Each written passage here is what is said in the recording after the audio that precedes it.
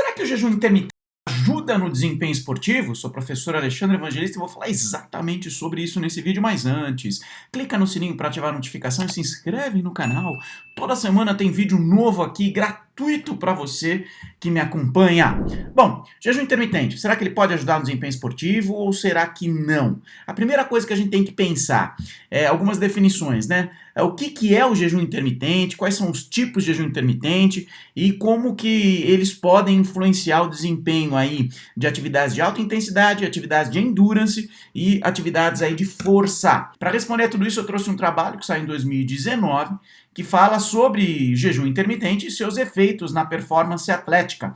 Isso aí é um estudo de revisão feito por dois pesquisadores. Bom, basicamente, algumas ideias gerais, né? Primeiro de definição, o jejum intermitente, ele se baseia aí em você não comer alimentos por um determinado período durante um dia, ou durante horários do dia, ou mesmo o dia inteiro, e consumir calorias à vontade durante as horas onde você tem que se alimentar, ou durante os momentos que você tem que se alimentar.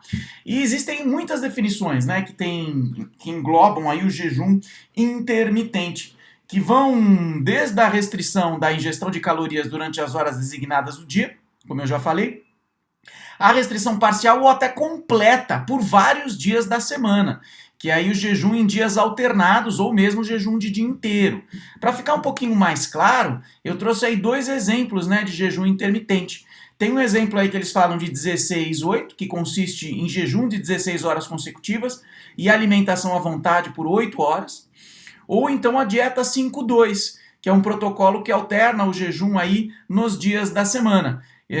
Você tem aí 5 dias comendo à vontade e 2 dias com restrição parcial ou total da alimentação.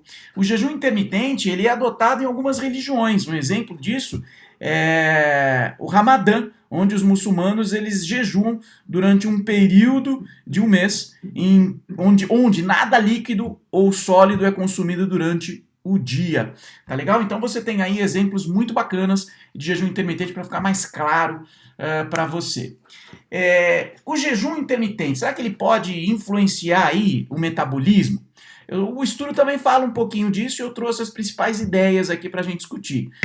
Basicamente tem a fase pós-absortiva, que pode durar entre 12 a 18 horas do dia sem alimentação. Nesse período, o nível de glicose sanguíneo é mantido pela glicogenólise do fígado. Então o fígado vai quebrando a glicose e mantendo a glicose sanguínea. Não tem aí uma alteração muito importante, não é?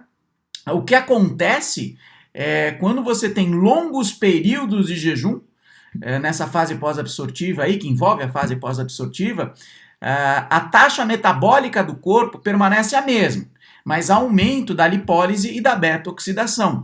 Isso não quer dizer que vai haver aí emagrecimento, tá, pessoal? Tem muita gente que confunde aí uma adaptação metabólica com o emagrecimento, né? O caminho para que isso aconteça é muito longo e as pesquisas elas ainda estão encaminhando, estão engatinhando, tá legal? Não dá para você concluir que jejum intermitente ou exercício em jejum vai gerar efeitos importantes no emagrecimento, tá legal?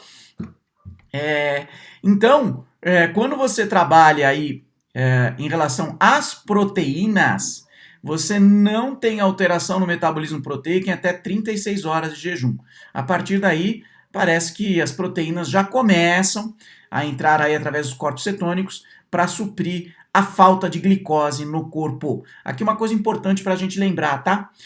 A glicose ela é fundamental para todas as funções, basicamente, do seu dia a dia. Tá legal? Para muitas funções do seu dia a dia. Por isso que, às vezes, você cortar o carboidrato, só fazendo um gancho, né, com o jejum intermitente, você cortar o carboidrato radicalmente, talvez não seja uma estratégia muito interessante, dependendo da pessoa que está fazendo isso, tá? Bom, vamos lá agora. Vamos falar, então, agora sobre o jejum intermitente e o HIIT. Falar sobre desempenho, já que a gente tem umas ideias gerais do estudo. Eu até recomendo que vocês vão atrás do estudo, porque ele é muito bacana. Esse trabalho levanta outros trabalhos, outros estudos, que mostram que um jejum realizado em torno de 4 a 10 dias ou acima disso, começa a prejudicar o desempenho em estímulos de alta intensidade, tá? Além disso, atletas que pularam o café da manhã tiveram queda de desempenho em atividades intermitentes de alta intensidade. Tem estudo relatando isso. E a maioria desses estudos que foi feito durante o Ramadã, eles mostraram tendência de queda de performance em atividades de sprint. Quando a gente compara em atividades de endurance, vários estudos sobre os efeitos aí do jejum intermitente no desempenho de atividade de endurance, principalmente durante o Ramadã, mostraram uma mistura, um mix de resultados aí. O importante é que a gente tem que lembrar que nenhum dos estudos mostrou um desempenho aumentado, tá? A maioria mostrou que não houve alteração ou que houve diminuição no desempenho, mas nenhum deles que houve melhora do desempenho. Isso é importante, tá?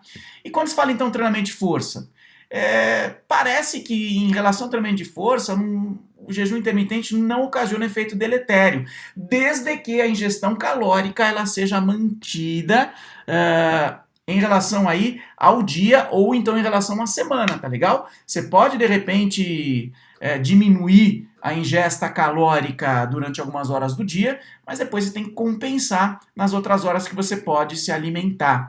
E estudos realizados também durante o Ramadã, em relação ao treinamento de força, não mostraram aí perda de massa corporal ou alteração na composição corporal entre os estados de jejum e alimentado.